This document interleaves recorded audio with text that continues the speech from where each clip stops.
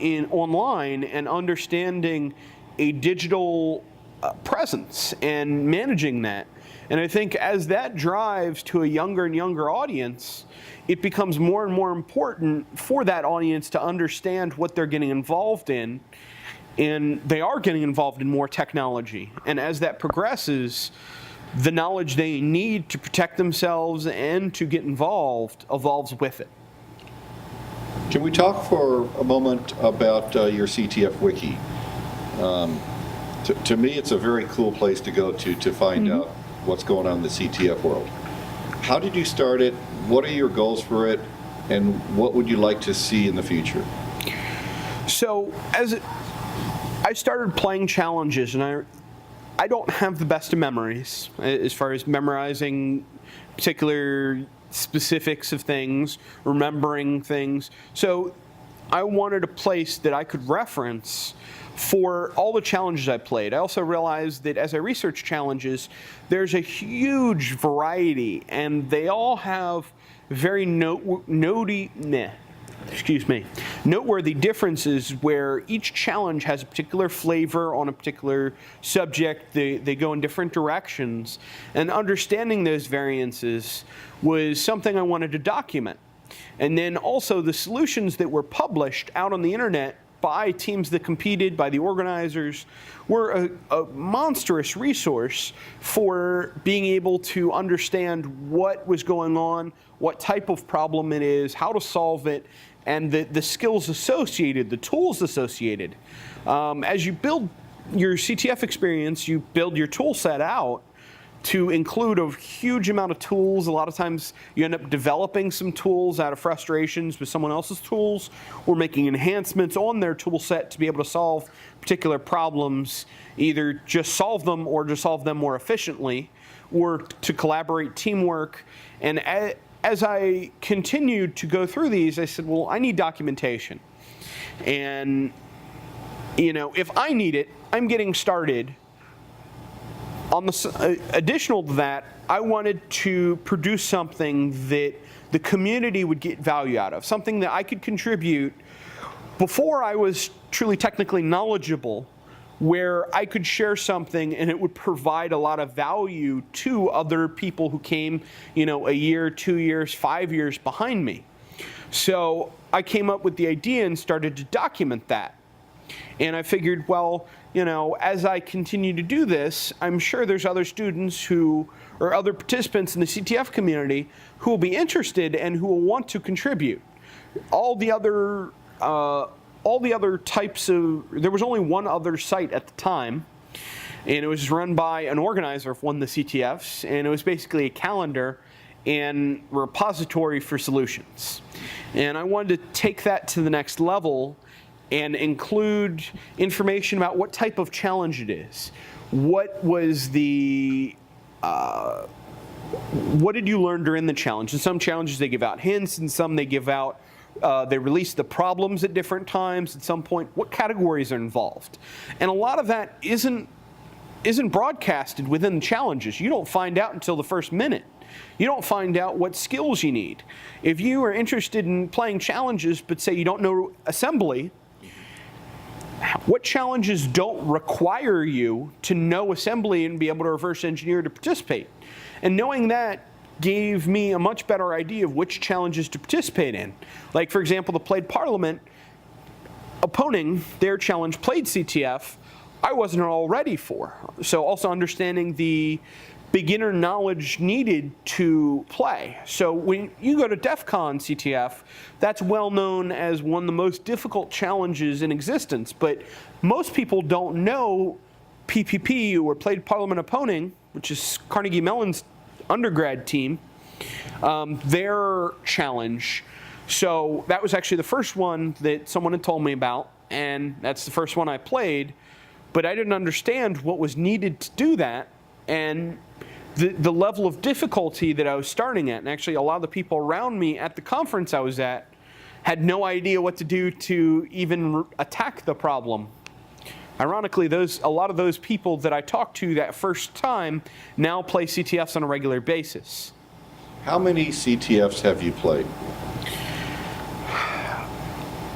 I would say I have touched somewhere between 100 and 150 easily over the last 5-6 years. I would say probably less than half I've played aggressively. The reason being, a lot of them require assembly skills. A lot of them are restricted as far as who can be involved. So for example, CCDC, I was only able to play one season because I found out way later than a lot of other students, and I only had one full-time semester before I graduated. I was a part-time student for a long time as I researched and learned about the competition. So I would say it's somewhere between 50 and 75 that I've aggressively played. So this is my wrap-up question, but it's a question I always like to ask. Because I look at this, I follow this, and I see it as becoming a sport. Do you think that where we are going with cyber competitions, it is becoming something like a sport? So I think that as far as colleges, I think colleges and high schools are driving that. As you get involved in these challenges, there's a necessary amount of learning and practice and teamwork necessary to participate and get value from participating. And I think there's an aspect where it's not fair to the students that are dedicated to be in the same arena as the students who aren't.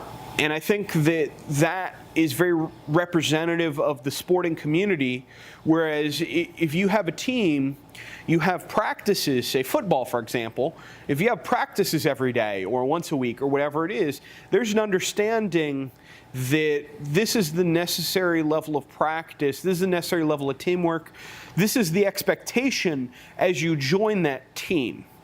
And I think there are CTF teams that are popping up all over the place and that are being evolved into from an individual student who has dedication, finding other students who are dedicated. I think where the team aspect really becomes more of a sport is when you start to wrap that team with when going from what would typically be represented from a club to a team in a school environment. A club is about having fun and, playing. A team, or rather a sport, is about working together as a team, improving, competing, and kind of that expectation that there's a given level that you're playing at. And I think that as the education system adapts the challenge community into that architecture, I think that may push out. I think pro level or amateur level on the non-education side of things, I think the players have a different mindset. Their mindset isn't all necessarily learning. Some of it is to hire, as I mentioned earlier. Some of them is to get a job. Some of them it's the challenge of playing, not necessarily learning, but they want to understand problem. They want to challenge themselves and solve complex issues and work together as a team, and the satisfaction of completing that challenge is really what they're looking for. I think to an extent, a lot of the prizes, in cases where challenges have offered prizes, in some cases have actually diluted the interest in the actual challenge and brought in people who don't necessarily have the same mindset associated.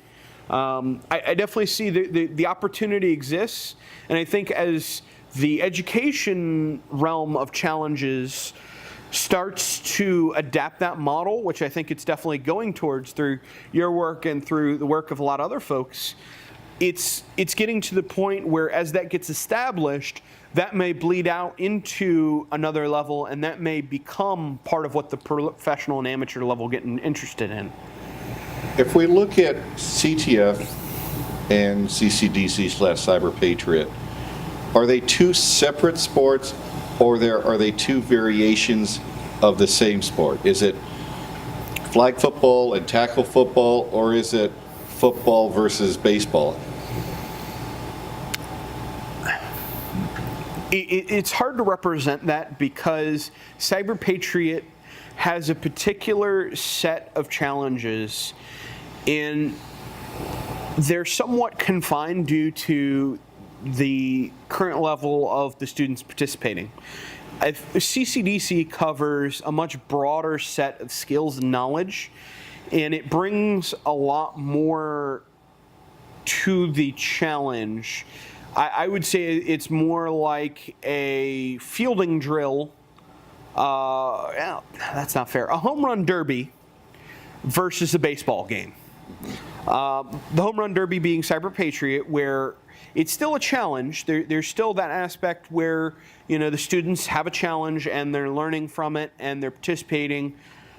I think CCDC takes it to another level and adds different dimensions of complexity onto that challenge, which broadens the skill set learned, but there's a lot more to it, a lot more skills needed.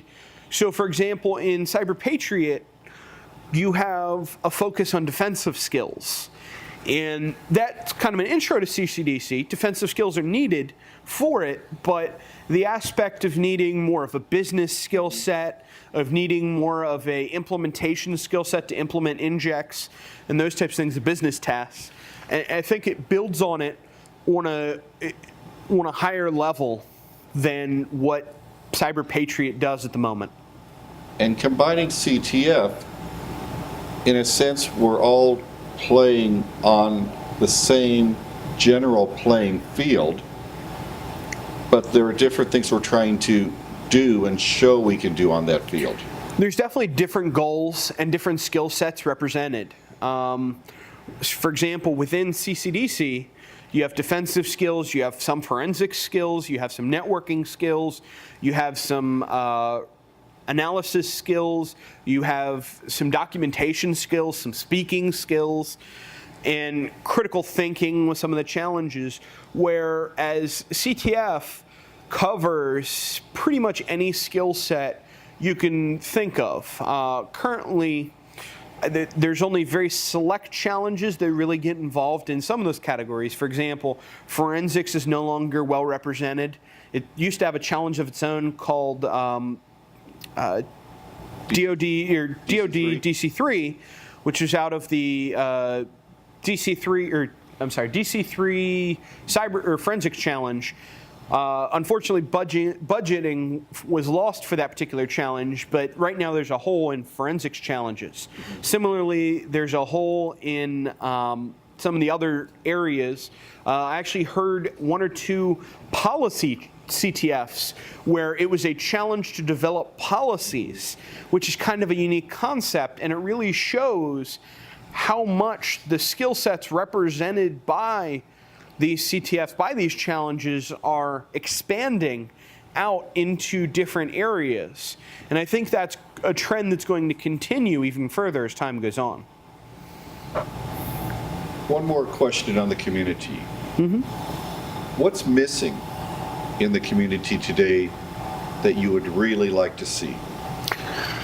So one of the things that I tried to do with the CTF wiki, and it hasn't fully taken the form I had hoped, was to get the community's involvement. Right now, a lot of people participate in these challenges, a lot of people learn a lot of valuable lessons, but the global sharing of that knowledge is not very uniform right now. Within a particular team, a lot of times there's sharing. Even at the college level, it's somewhat limited. There isn't good documentation, there isn't good knowledge transfer of the skills learned. So I wouldn't say it's spinning its wheels, it's improving, but the rate it's improving in a lot of schools, in a lot of groups, isn't necessarily at the pace I would hope.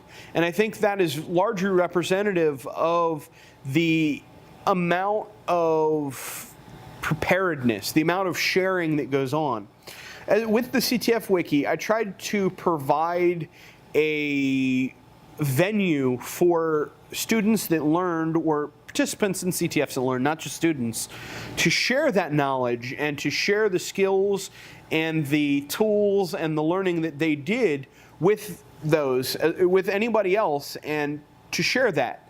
And I got a few people who were willing to share that on, a one-at-a-time basis, but the goal was to create more of a community sharing platform that got everybody involved and that showed contributions, which is why I'm actually redeveloping the CTF Wiki as part of GitHub.